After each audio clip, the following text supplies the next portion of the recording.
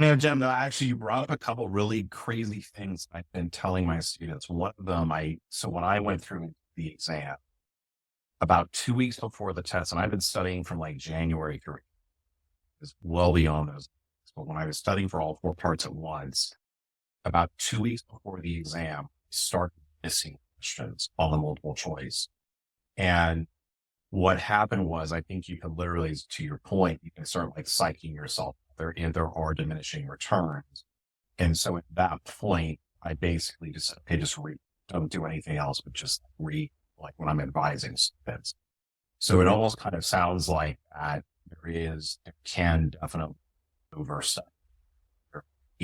If you spend too much time studying, it all just starts kind of getting jumbled up. So do you actually recommend that about a week before, like, so just depending on people, so if they have more time to study, would you say, okay, a week before the exam, stop doing multiple choice questions or practicing? Because if you do them and you start missing, that's more damage to your psyche when you're heading into the exam. I actually, so a week before your exam, you're reviewing notes, hitting MCQ. I actually want people to hit their problem multiple choice areas up until an hour before they have to leave for the testing center. So I like people to take 1 p.m. exams. You study the night before until 10 o'clock, get a good night's sleep, get up at 6, and you just hammer MCQ. And like those 4 or 5 hours right there could make the difference between a 74 and a 75. So Right.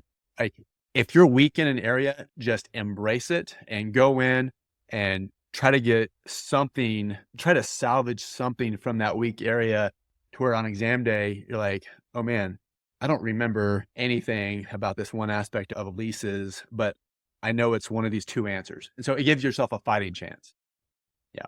And then in terms of like, okay, so, and then also, do you also recommend for students is like, what I always kind of tell them is like, hey, you don't want to be in a room all. I actually, when I've given advice to students, like one student said, you gave best advice in terms of passing the exam. I said, well, what did I say? And she said, well, you told me to go on hikes, go on walks. I mean, like, how do you, like, what kind of recommendations for students to exercise and being in your top physical shape? What do you generally students as they're preparing for this test?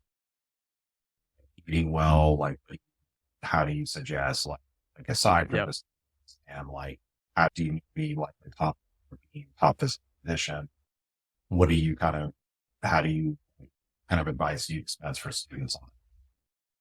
Well, the average tenure of an exam candidate, it was 17, according to now, but last time I looked, several years back actually, it was 17 months. I'm not quite sure what it is now, but like you can't just give up on your health. You can't just, pound Mountain Dew and eat gummy bears. I would say if you're used to going to the gym, keep doing that. Maybe instead of 5 days a week, maybe 3 days a week.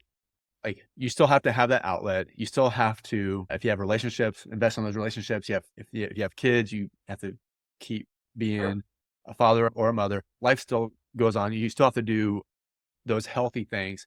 You have to really cut back on some of the other just goof off times. Just be really intentional with your goof off time.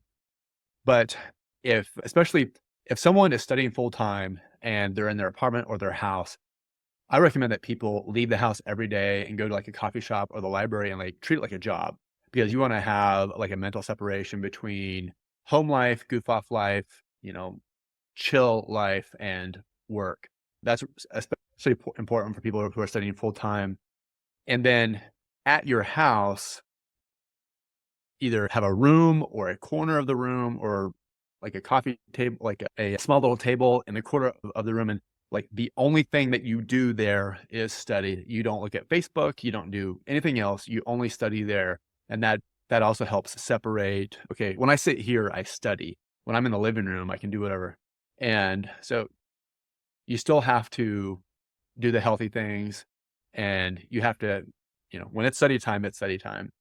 And there's other little hacks you can do, like you can listen to an audio course or whatever when you're at the gym, but you still have to maintain your healthy behaviors.